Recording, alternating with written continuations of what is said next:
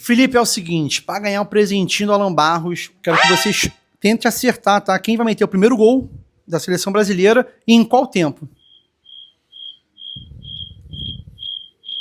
Matheus Cunha no primeiro tempo.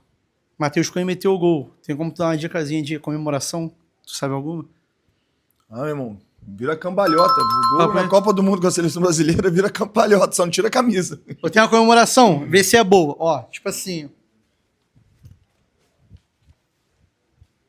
Não, não é maneiro não. Isso aí é de argentino.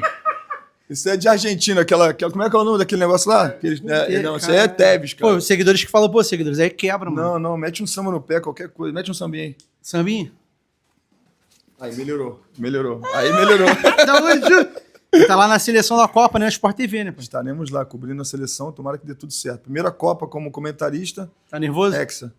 Nervoso é quando o Maracanã tava com 90 mil, agora tá de boa. Tamo junto.